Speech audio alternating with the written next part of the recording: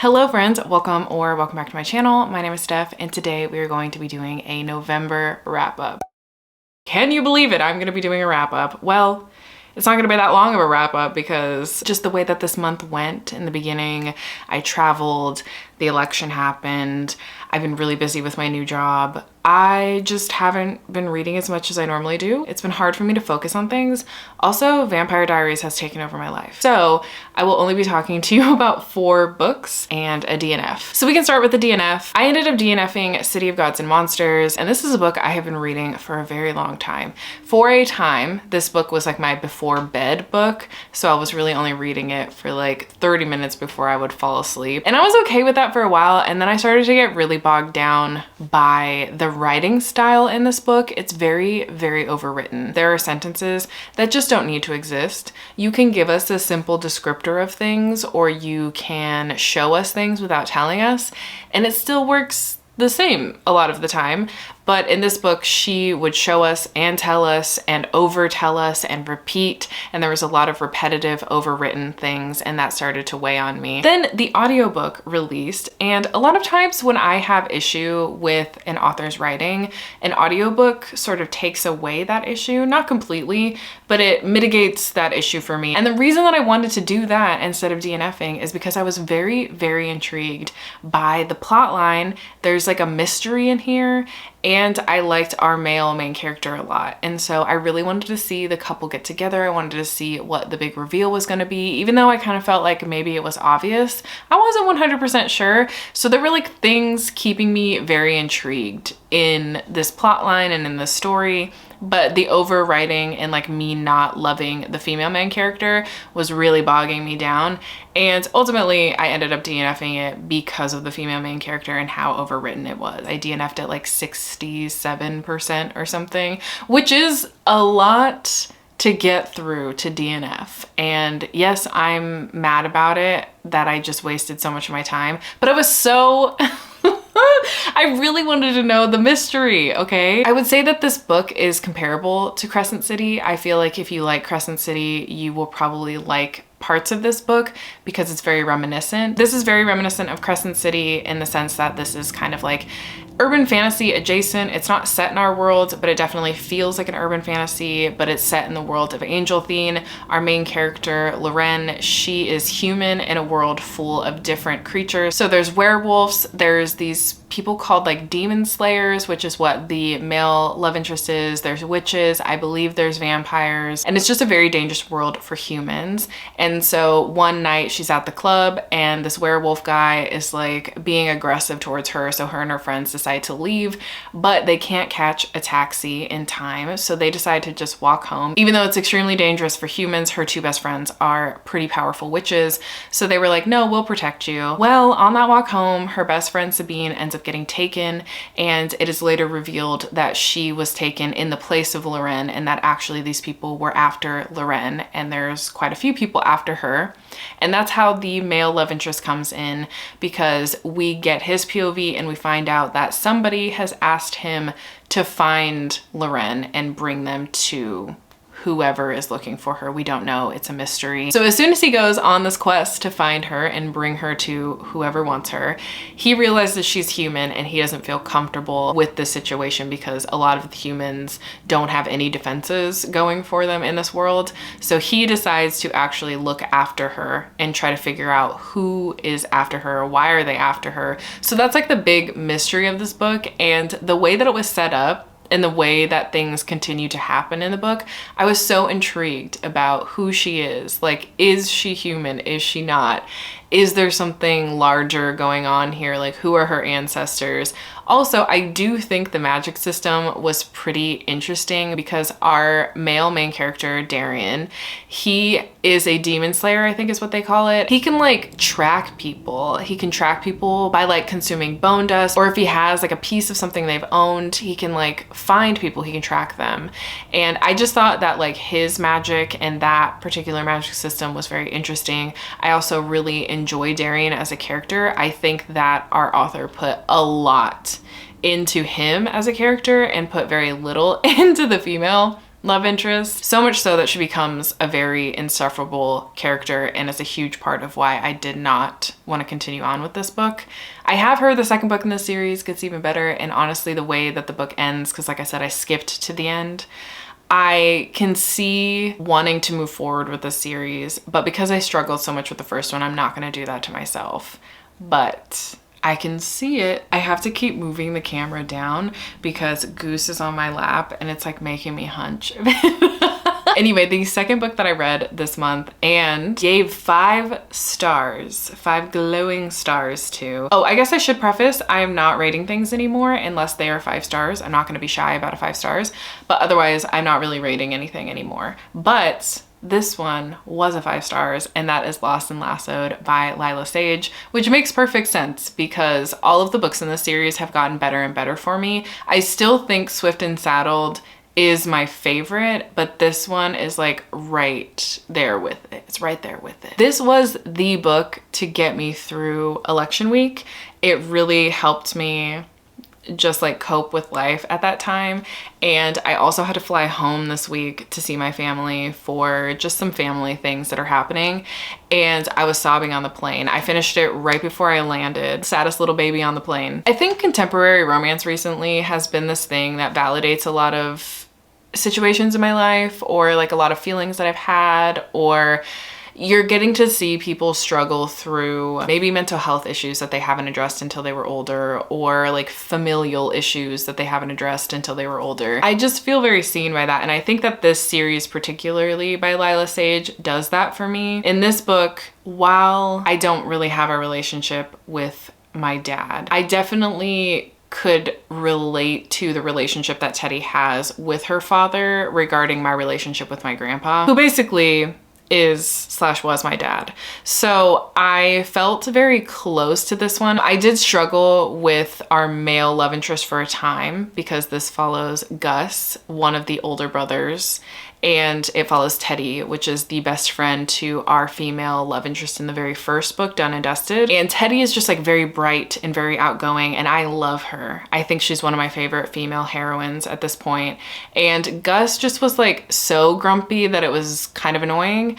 But this turned into like a single dad nanny situation, and I really loved that. But ultimately, I just really loved how things played out in the relationship. Gus really had like a redemption for me, and I also just loved all of the side aspects to it because Teddy is really going through this growing moment of like her life is not where she wants it to be, and it seems like all of her friends around her are kind of living out the lives that they have always dreamt of, and she's still stuck in this place that she's not happy about.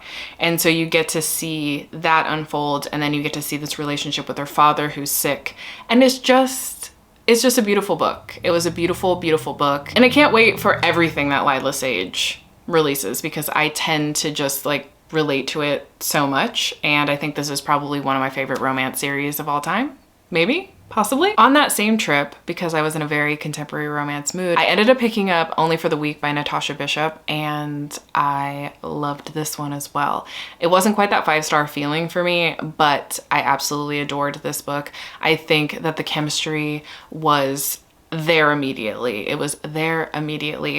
It is a very short book, and it's very spicy, and the spice happens fairly immediately. So if you like a very slow burn, like tension is constantly there, I don't think that this will be the one for you. But honestly, I would still give it a try because I just loved the banter so much and just the dynamic between these two characters. Incredible. Incredible. So we are following our main character, Janelle, and Janelle is the maid of honor for her sister's wedding.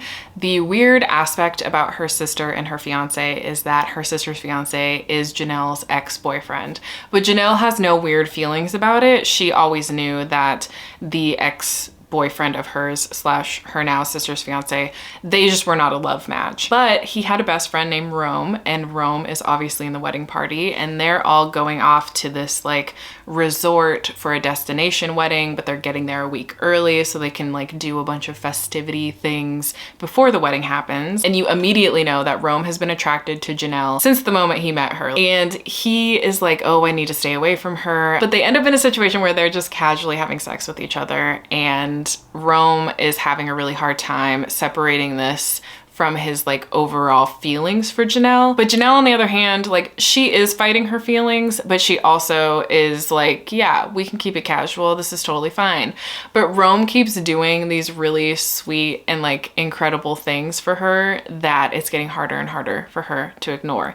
And I just loved their dynamic. There is a yacht scene that will live rent-free in my head probably forever. And then the epilogue was just like really adorable. Like I said, this is extremely spicy. The spice starts fairly immediately and the tension is still there, I think, but I think more so this couple, there's just such good banter and Rome is an absolute sweetheart and I really love Janelle as a character and them together was just perfect. So if you love slow burn, I don't know if this would be for you, but I still think you should give it a shot, because the spicy scenes were fun. I can't lie. I also read the Book of Azriel earlier this month. This is the first book in the Gods and Monsters series. It's another one that's like urban fantasy adjacent, where it feels very urban fantasy. There's werewolves, vampires, different types of creatures, gods, monsters, but it's not set in our world. So that's why it's not technically urban fantasy, but it has that urban fantasy feel. It's very modern. I think I really loved this one because it was very unique. While there are different creatures in this world, we're actually dealing with two main characters who are creatures that I've never seen before. So our male love interest, Liam, he's a celestial. And then our female love interest, she is, I can never pronounce the name of it, but basically she is kind of like a monster devil-like creature. And she is just like a born and bred killer. But she wasn't born this way. She was actually made into this creature. And that's not very common in the, is it Igmorithins, I think is what it's called.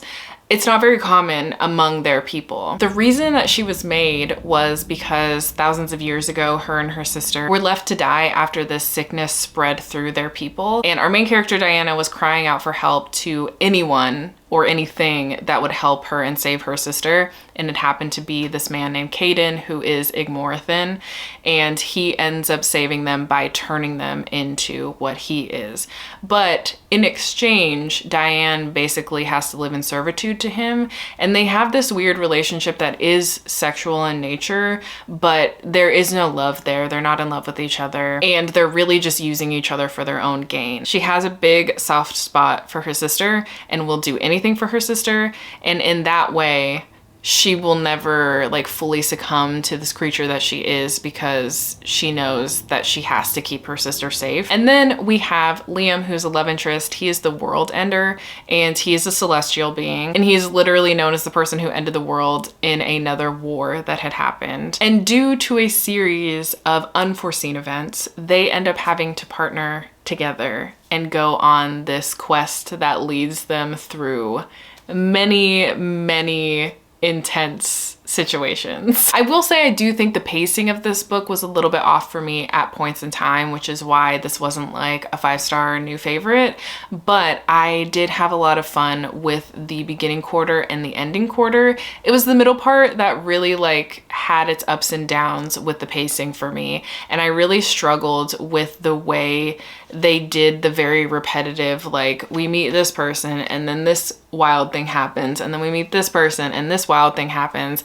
And while it was supposed to be something that like piqued my interest, it felt very repetitive, and I got a little frustrated and bored, I guess, in the middle parts at times. But when the action was happening, it was action-packed, it was fun, it had me on my toes. I do like the romance in here, but I'm not quite settled into it right now. So I am really excited to read the second one, because I do feel like their romance can grow and be something that I'm like extremely excited about and rooting for. But overall, this was really fun. It felt very unique, and I'm really excited to explore the rest of this series. It isn't completed yet, and I think there's gonna be like 7 books. The 4th book is about to come out, so it's gonna be a while before it's finished, but I am really looking forward to moving on with this series. And then lastly, I don't want to talk too in depth about this book, not because I'm like reading it for a video, which I did read it for a video, and I do talk about it in that video, but it's more so because this is the 3rd book in a series, and it's also the spin-off series within the world, and I don't know how much people really want to know about it. So I read the 3rd book in the Crown of Nyaxia series, which is the Songbird in the Heart of Stone, And I don't want to say like who it's following because I don't know if people want to know that. I also don't know if it's like spoilery for some of the plot in the first duology, so I'm not going to go into too much detail, but all I can say is that I was a bit disappointed by this book, but the two words that kept coming to mind for me were monotonous and repetitive. This is another one that makes me question if I actually like the hero's journey, because both the Book of Azrael and this book had like the hero's journey situation going on. And now it's making me question if I actually like that, because historically speaking, I felt like I have liked it. But these last two books have made me realize that maybe I don't, or maybe it just has to be done in a very specific way. I don't really know. But there's definitely a journey happening in this. And I felt like the setting, which was the underworld, would have been more interesting and utilized a little bit differently than it was in this book.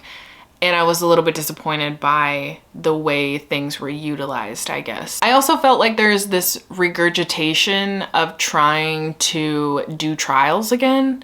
And I don't think we needed more trials. I don't think we need the same type of setup in this duology as the first duology. Like, trials are fun. I love them. It is a buzzword for me. But like, it's not the end all be all, and I think we're kind of past that with this series based on the politics and what's happening. It just didn't feel natural to this story, I guess. And it's not the same type of trials as the first one by any means, but there definitely is like a trial aspect to it. It didn't really do anything for me. It didn't really add anything to the story that I really wanted. If anything, I felt like it kind of took away from things, and it felt very repetitive and monotonous, which is why those words kept coming up for me. The character that we do get to know in this, it was an incredible journey getting to know her. I will give the book that. And I do think that the last 25% of this book was really explosive and made me like rethink my feelings about the beginning. But I don't think I can discount how I was feeling for almost 70% of this book. You know, that's a huge chunk of a book to be feeling like it's repetitive and monotonous. Further, my last complaint about this book was that I actually don't see that the main couple have chemistry. I felt like if they have chemistry, it's all off page. There was a lot of telling us things and not showing us. And I have come to realize that that's like a big issue for me, especially with romance, because I have to believe it. I have to feel tension. I have to feel the chemistry for me to like find the romance believable. Otherwise, what's the point, you know? So I felt like this chemistry just wasn't there for me. It was a lot of things off page, and this book is supposed to span a few months, and it felt like it was a few days. Also, the side characters like were not memorable whatsoever. They made zero impression, and they're there the whole book. So yeah, unfortunately, I wanted to love this a lot more than I did. I hyped it up a lot for myself because I love Serpent and the Wings of Night, and I really did like the Star-Cursed King, Ashes and the Star-Cursed King, but this one was not a hit for me. And I'm just hoping that because the last 25% of this book was really good and it gave me the same feelings as Serpent and Ashes, I'm hopeful that the second book will be better, and I'm definitely gonna read the second book. I just don't know if I'm gonna be anticipating it the way that I was anticipating this one, unfortunately. So yeah, that's what I read this month. It was a mixed bag. I'm so glad that I got a 5-star though. And I did get to some anticipated releases this month, which was really nice. Otherwise, let me know down below some of your best books of November. And if you've made it this far and just wanna say hi, feel free to leave a bird emoji down below, and I will talk to y'all next time. Bye, friends. Oh, let me show you Goose.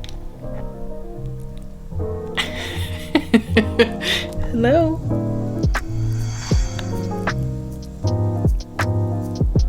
Okay, goodbye.